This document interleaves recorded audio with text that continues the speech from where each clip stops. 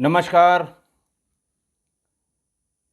आज मैं 7वें सीज़न की पहली घटना एपिसोड यानी पार्ट 301 में फिर आपके सामने अपराध की एक घटना लेकर उपस्थित हुआ हूँ। जैसा कि मैंने वादा किया था कि इस सीज़न में मैं 95 यानी जब मैं लखनऊ में एज डिप्टी एसपी आज़मगढ़ से आया तब से लेकर जब तक मैं लखनऊ में रहा तब तक की घटनाओं का विवरण आपको बताऊंगा। ये इसलिए ज़रूरी है कि उस समय न तो मोबाइल फ़ोन थे, न सीडीआर थी, न बीटीएस था, कोई हमारे पास और न सोशल मीडिया थी। सोशल नेटवर्किंग साइट्स भी बिल्कुल नहीं थे। सूचना का जो तंत्र था बहुत ही कमज़ोर था।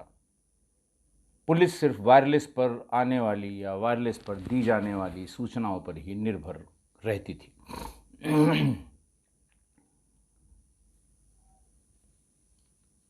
1 दिसंबर 1995 को मैंने लखनऊ में as circle officer as deputy SP join किया। उस समय हमारे एसएसपी थे सूर्य कुमार शुक्ला साहब। उन्होंने आते ही मुझे सीओ महानगर सर्किल का काम दिया, जिसमें 3 थाने हुआ करते थे। सबसे इम्पोर्टेंट थाना हसनगंज था, जिसमें यूनिवर्सिटी आती थी। मैंने जब 1900 अपनी यात्रा के दौरान 95 और 96 का जब मैंने अपराध आपको बताया था, उस समय लखनऊ यूनिवर्सिटी में जो छात्र राजनीति का अपराधीकरण था वो उस समय चरम पे था। उसके कई किस्से मैंने आपको बताए थे। कैंपस पूरी तरह शांत था और ज़्यादातर समय पूरी पुलिस फोर्स को लखनऊ यूनिवर्सिटी के कैंपस में रहना होता था। मैं भी रहता था। बीच में वहाँ proctor Lucknow university professor Shukla थे, उनका ऑफिस हुआ करता था। उसी ऑफिस में मैं, मेरे एसपी सिटी कभी कभी और कभी कभी एसएसपी भी आते थे, सारी फोर्स के साथ छात्रों से बात करना, जो कैंपस में घटनाएं हुई हैं उनके अनावरण के लिए तरह तरह से लोगों से सूचना इकट्ठा करना, यही काम रहा करता था।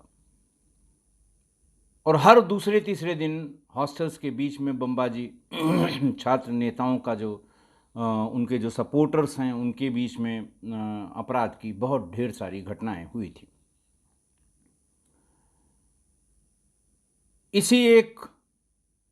इसी समय के में जब मैं वहाँ प्रॉक्टर ऑफिस में बैठा हुआ करता था,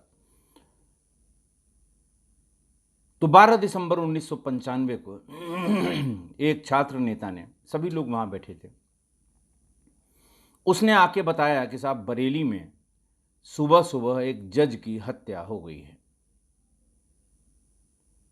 हम लोगों को कोई जानकारी नहीं थी। मैंने बताया कोई मोबाइल फ़ोन नहीं था।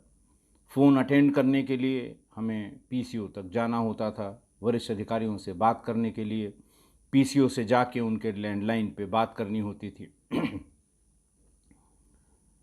वायरलेस पर जब तक कोई सूचना ना आ जाए तब तक पता करना मुश्किल होता था कि क्या हुआ। खैर, उसने बताया, हम लोगों ने एक कान से सुना, एक कान से निकाल दिया। हम लोगों से कोई मतलब नहीं था इसका। बरेली में घटना हुई थी। इसी बीच में करीब 1 बजे के आसपास बरेली की घटना को लेकर लखनऊ के डिस्ट्रिक्ट कंट्रोल ने एक मैसेज पास किया। उसने कहा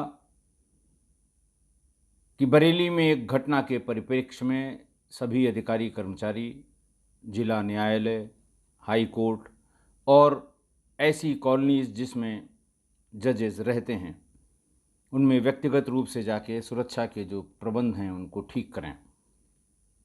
जजेस से स्वयं मिलें, अगर उनको सिक्योरिटी का कोई इशू है उसको तुरंत सॉल्व करें।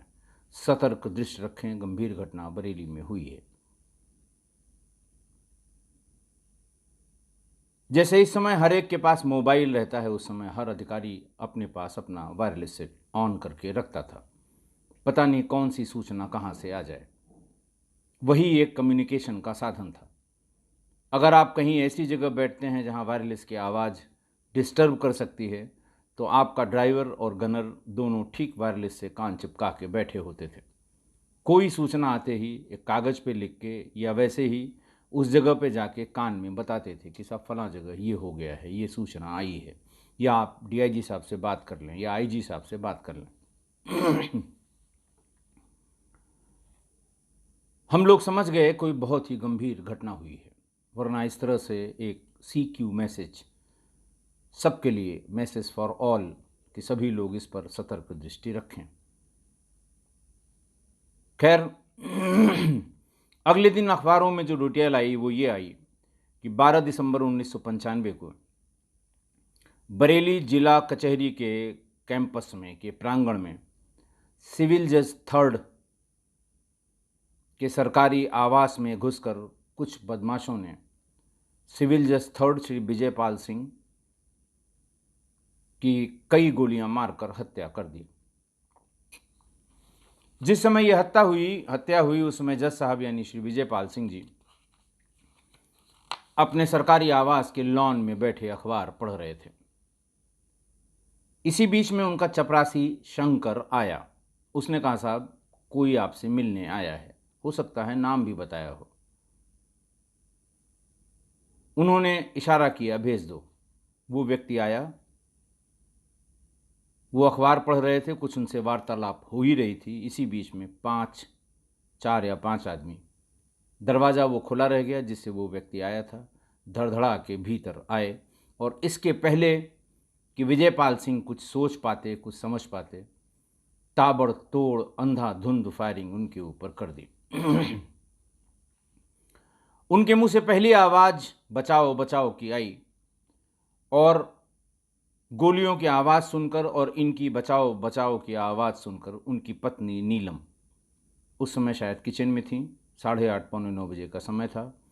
कोर्ट सबको 10 बजे जाना होता था, तो हो सकता है रोटियां बना रही हूं, हाथ में चिमटा ली हुई थी। वो चीखती हुई बाहर आई। उस समय जज साहब की बहन भंवरकली भी वहीं पर थी और उनकी भाभी देशू सिंह भी घर में ही थी। ये सभी भाग के आईं। बदमाश उस समय फायर पर फायर कर रहे थे। ये तीनों महिलाएं बदमाशों से भिड़ गईं, लेकिन वो अपना काम करते रहे। श्रीमती नीलम सिंह, जज साहब की पत्नी, ने चिमटे से ही मारना शुरू किया, लेकिन तब तक उनके सिर पर पिस्टल की बट से इतना जोर एक बदमाश ने मारा कि वो गिर पड़ी। इतनी अंधाधुंध फायरिंग की आवाज़ सुनकर उस जजेस कॉलोनी में जो भी जजेस रहते थे वो सब निकल के विजयपाल सिंह साहब के आवास की तरफ दौड़े। एक वकील भी वहीं पर थे, श्री JD बजाज। उनकी अपनी गाड़ी भी, वो अपनी गाड़ी से आए थे। उन्होंने फौरन खून से सराबोर विजयपाल सिंह को अपनी गाड़ी में लादा और लेके सीधे डिस्ट्रिक्ट हॉस्पिटल पहुंचे। लेकिन डिस्ट्रिक्ट हॉस्पिटल पहुंचते ही डॉक्टर्स ने बताया कि ही इज़ ब्रॉट डेड, यानी उनको मृत घोषित कर दिया गया। घटना बहुत बड़ी थी, घटना बहुत सनसनीखेज थी। अगले 15-20 मिनट में सभी अधिकारी मौके पर पहुंच गए। उस समय IG जोन बरेली हरमोल सिंह थे, DIG रेंज होशियार सिंह बलवारिया थे, SSP श्री हरीशचंद्र कश्यप थे, DM श्री RM श्रीवास्तव थे, SP सिटी ब्रिजभूषण शर्मा साहब थे, SP देहात Lakshmi Narayan, CO city doctor Umesh Chandra और शहर कोतवाल KK गौतम। श्री ब्रिजभूषण शर्मा जो उस समय SP सिटी थे, उनको छोड़ के सभी लोग रिटायर हो चुके हैं। श्री ब्रिजभूषण शर्मा इस समय ADG बनारस जोन है। KK गौतम इंस्पेक्टर हैं। कई परिप्रेक्ष्य में आपने इनका नाम सुना होगा। इनके बेटे श्री उमेश गौतम आज की तारीख में बरेली शहर के मेयर हैं। ये उस समय शहर कोतवाल हुआ करते थे। खैर, फौरन पंचायतनामा की कार्रवाई हुई, सारे जजेस एक साथ हो गए, कचहरी बंद हो गई। वकील भी सब अस्पताल पहुँचे। पंचायतनामा की कार्रवाई में कुछ लोगों ने देखा कहीं कोई गड़बड़ तो नहीं हो रही है। उसके बाद शव पोस्टमार्टम के लिए भेज दिया गया। इस बीच उनकी भाभी देशू सिंह ने नामजद मुकदमा लिखवा दिया।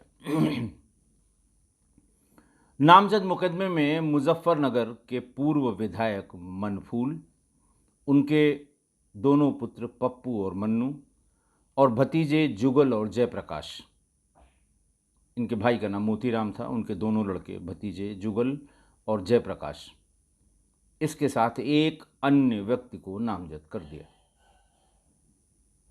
पोस्टमार्टम हुआ। पोस्टमार्टम की रिपोर्ट भी वही आई, cause of death due to shock and haemorrhage as a result of gunshot injuries, antemortem gunshot injuries. मौके पर से एक वेबली स्कॉट के रिवॉल्वर और 315 बोर का एक तमंचा बरामद हो गया। जब इस समय महिलाएं टूट पड़ी उन पर, तो शायद उसी हड़बड़ी में ये 2 असलहे वहाँ छूट गए। जितने लोग आए थे सब के हाथों में असलहे थे और सब ने फायर किया था। इस नामजदगी के पीछे की पृष्ठभूमि जानना आवश्यक है। विधायक मनफूल, पूर्व विधायक जो 95 में पूर्व थे, पहले विधायक रहे थे, पूर्व विधायक मनफूल और विजयपाल सिंह साहब, ये दोनों लोग वकील थे और दोनों ही मुजफ्फरनगर के डिस्ट्रिक्ट कोर्ट में प्रैक्टिस करते थे। उस समय मनफूल अंबेडकर हॉस्टल के मैनेजर थे। उन्होंने अंबेडकर हॉस्टल की कुछ जमीन बेच दी। मृतक विजयपाल सिंह साहब और उनके भाई जगराम सिंह ने इसका भारी विरोध किया, प्रबल विरोध किया। कोर्ट में, कचहरी में, अधिकारियों के यहाँ, पुलिस के यहाँ, सबके यहाँ इसका विरोध किया कि ये अंबेडकर हॉस्टल की ज़मीन गलत बेची जा रही है। तमाम मुकदमे कायम कराए। इससे परेशान होके 1992 में, ध्यान रखिएगा ये दिसंबर 95 की घटना है, 1992 में मनफूल ने अपने रिश्तेदारों के साथ मिलकर विजयपाल के बड़े भाई जगराम सिंह की हत्या कर दी। 95 में ये मुकदमा ट्रायल पर था, मुजफ्फरनगर में ही, और उसकी पैरवी यही जज साहब, मृतक श्री विजयपाल सिंह जी ही कर रहे थे। वही एक सक्षम व्यक्ति थे, इसलिए वो उसकी पैरवी कर रहे थे। जुडिशरी में थे, सक्षम थे, इसलिए वो उसकी पैरवी कर रहे थे। उसमें ज़्यादातर कार्रवाई हो गई थी। शिनाख्त परेड होनी थी। चश्मदीद शिनाख्त परेड में मुलजिमों को पहचानते हैं। शिनाख्त परेड की प्रोसेस ये समझ लें, जेल के भीतर जिन लोगों की शिनाख्त होती है उससे 2 गुने और कभी कभी 3 गुने लोग खड़े किए जाएंगे, उसी कद, उसी काठी के। और अगर पहचान का कोई निशान, जैसे कट का निशान है, किसी का गंभीर कट का निशान है, चोट का निशान है, या इस तरह के निशान हैं, तो उसको एक चिप्पी से कवर कर दिया जाएगा। लगभग सबको एक तरह के कपड़े पहनने के आदेश दिए जाएंगे और ज़्यादातर वो जेल के जो कपड़े होते हैं वही पहनने को दिया जाता है। फिर मजिस्ट्रेट की उपस्थिति में, संबंधित मजिस्ट्रेट की उपस्थिति में परेड के सामने उनको प्रस्तुत कराया जाता है और वो पहचानते हैं। अगर उन्होंने सही सही शिनाख्त कर ली उन्हीं आदमियों की, इस भीड़ के बाद भी अगर 3 की शिनाख्त होनी है तो वहाँ कम से कम 8 आदमी, 7 आदमी खड़े होंगे। और शिनाख्त परेड में कन्फर्म होने के बाद फिर ट्रायल में कुछ बचता नहीं है। और यही उम्मीद थी कि शिनाख्त परेड जब विजयपाल सिंह शिनाख्त कर लेंगे, उसके 10-15 दिन के भीतर ही अदालत का फैसला आ जाएगा। विजयपाल सिंह की भाभी देशू सिंह विजयपाल सिंह को लेने आई थी। उनके वकील ने कुछ कागज़ वागज करके भेजा था। आप समझ सकते हैं कि हर चीज़, लैंडलाइन फ़ोन पे बात नहीं हो सकती थी, मोबाइल पर कोई कागज़ आ नहीं सकता था, कागज़ मंगाने के लिए फैक्स करना पड़ता था। फैक्स भी उस समय बहुत महंगा हुआ करता था। तो उनकी भाभी देशु सिंह वो सारे कागज पत्तर लेकर आई थी। और यही था कि 3 दिन बाद श्रीनाथ परेड में विजयपाल सिंह साहब पहुंचेंगे। उन्हें उम्मीद थी कि वो पहचान लेंगे और उसके बाद जजमेंट आ जाएगा।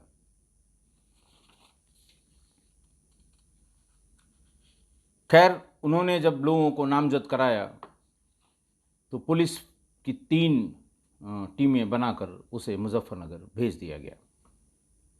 और अगले ही दिन 13 दिसंबर को इनमें से 2 नामजद मुलजिम, एक अचल सिंह और दूसरे जुगल, गिरफ्तार हो गए। बरेली लाया गया, उन्हें जेल भेज दिया गया। 7 में से 2 मुलजिम गिरफ्तार। पुलिस ने अपनी पीठ जरूर थपथपाई होगी कि ये देखिए साहब, जज साहब के मर्डर के 2 मुलजिम मैंने गिरफ्तार कर लिए। पर असली बात क्या थी ये कोई नहीं जानता। न मोबाइल से उनकी लोकेशन कंफर्म हो सकती थी, न सीसीटीवी में उनकी कहीं फोटो कैद हो सकती थी। और जो नामजद हुए थे उसमें मनफूल ने बताया कि साहब मैं पूरा दिन मुजफ्फरनगर के कचहरी में था और सीजीएम के कोर्ट में हमारे 3 मुकदमे थे, वहाँ फाइलों पर मैंने सिग्नेचर किए हैं। फाइलों में दस्तखत किए हुए कागज सबूत के तौर पर लगाए गए। जुगल किशोर जो जेल भेज दिया गया वो मुजफ्फरनगर के पंजाब नेशनल बैंक में कर्मचारी था। वो भी बैंक का ताला खुलने और शाम तक, जब तक ये खबर हुई कि जज साहब मारे गए, तब तक वो बैंक में ही था। बैंक के तमाम कागज पत्तर पर उसके सिग्नेचर मौजूद थे। और दूसरा उसका भाई जो नामजद था अजय प्रकाश, वो दिल्ली में सेंट्रल बैंक में अधिकारी के पद पर तैनात था।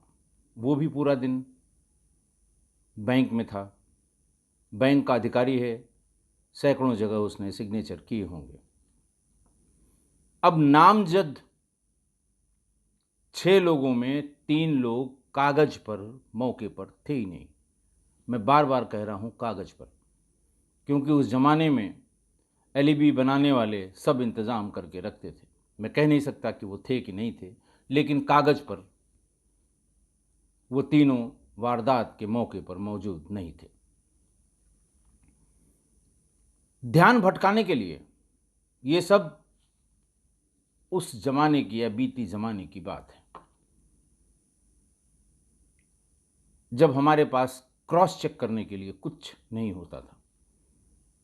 घटना के 3 दिन बाद बरेली और मुजफ्फरनगर कचहरी की दीवारों पर एक इश्तहार चिपकाया गया।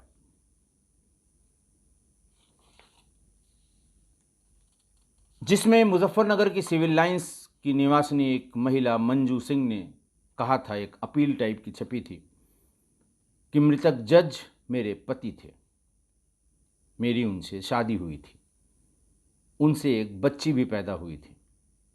जज साहब उस बच्ची को जबरदस्ती छीनकर अपने साथ ले गए थे।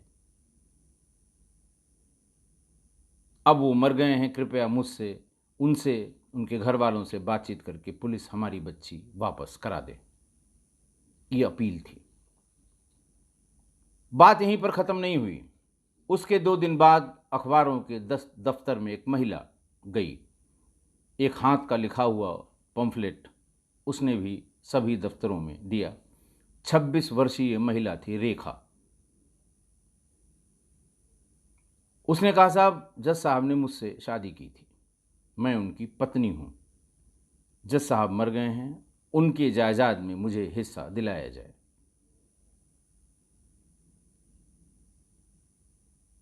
पुलिस को परेशान करने के लिए ये काफ़ी था, क्योंकि पुलिस के पास कुछ नहीं था। एक एफआईआर थी जिसमें कुछ लोग नामजद थे, चश्मदीद गवाहान घर की औरतें थीं, जिसमें मृतक की पत्नी शामिल थी, मृतक की पत्नी, मृतक की सगी बहन और मृतक की भाभी, जिन पे आप यकीन कर सकते हैं। और जिनको नामजद किया उनमें से 3 घटनास्थल पर थे ही नहीं। ऐसा उन्होंने बताया, ऐसा उन्होंने कागज़ दिखाए। अब आप समझ सकते हैं कि विवेचना का क्या हश्र हुआ होगा। पुलिस नई थ्योरी पर काम करने लगी कि नामज़द के अलावा भी दूसरी थ्योरी आ गई कि साहब इनका बच्चा वो ले गए, उसने कहा हमसे शादी हुई है और हमें जायदाद मिलनी चाहिए। ऐसा तो नहीं है कि इनमें से किसी ने ये कांड कर दिया हो। पुलिस की रफ्तार धीमी हो गई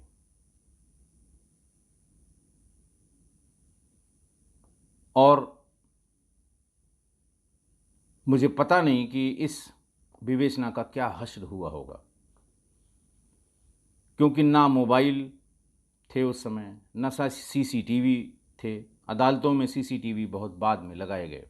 मेरी जानकारी के हिसाब से 98 के बाद सीसीटीवी अदालतों में लगाए गए, जब अदालतों में आतंकवादी विस्फोट हुए थे। ना सीडीआर थी, ना बीटीएस था, सिर्फ गवाहों के बयान और कागज़ों के सबूत। यही उस ज़माने में विवेचना के हथियार हुआ करते थे।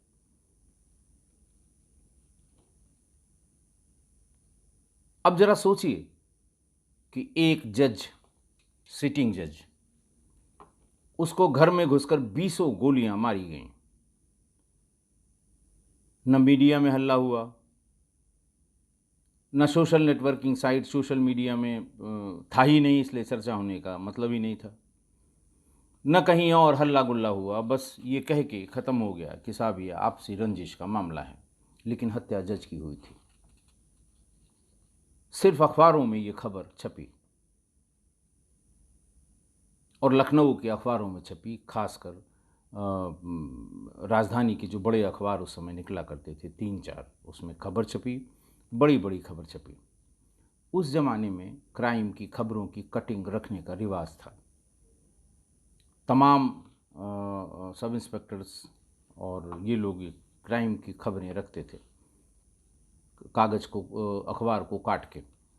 उसके पीछे उनका तर्क था कि साहब हमारे यहाँ भी ऐसी घटना हो सकती है, तो जो डिटेल्स आई हैं प्राइमा फेसी उसको हम टैली कर लेंगे, देख लेंगे, और फिर जो विवेचना कर रहा है उस ज़िले में उससे बात करेंगे, हो सकता है उससे रिलेटेड हो।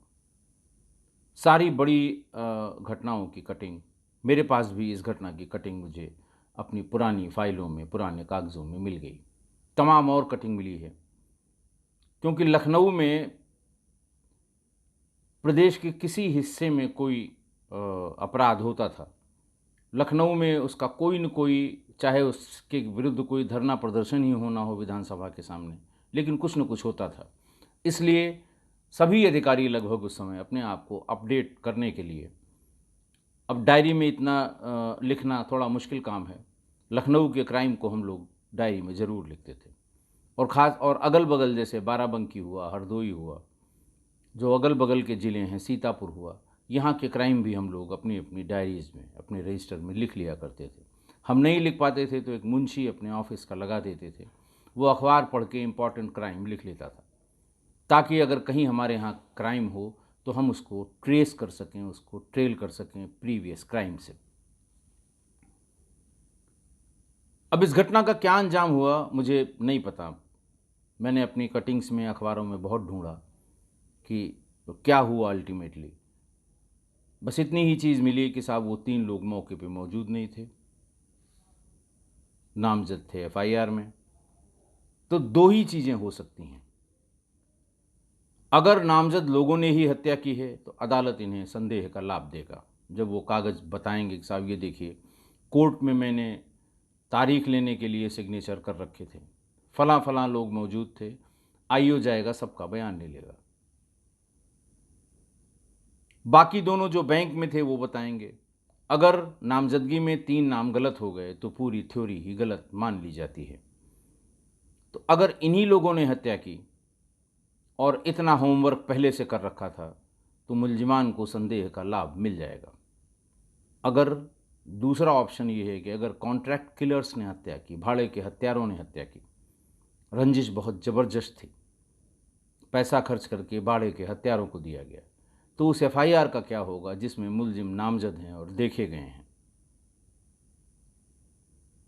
सही सही अगर कातिल पकड़ भी लिए गए तो उनको भी संदेह का लाभ मिलेगा। शायद यही वजह है कि पहले जब ये क्रॉस चेक होने का कोई तरीका नहीं था, आदमी अपने दुश्मनों को नामजद करा देता था, वो मौके पर रहा हो चाहे न रहा हो। और जो बदमाश ऐसा करके चले जाते थे वो कॉलर खड़ा करके घूमते थे, अगले क्राइम के लिए पैसा या एडवांस पकड़ लेते थे अगली हत्या के लिए। और एक के बाद एक इस तरह से बहुत ही गंभीर और जटिल हत्याएं होती रहीं, खासकर पश्चिमी उत्तर प्रदेश में। मुझे आशा है कि आप मेरे इस विवेचना से, इस इन्वेस्टिगेशन से, इस इन्फ्रेंस से कि हम आज बहुत सौभाग्यशाली हैं कि अगर पुलिस अपने पे आएगी तो उसे सिर्फ गवाहों की ज़रूरत नहीं पड़ेगी। तमाम तरीके हैं ये साबित करने के लिए कि कौन मौके पर था, कौन मौके पर नहीं था। आशा है आप मेरी बात से सहमत होंगे। आज के लिए बस इतना ही। बहुत बहुत धन्यवाद।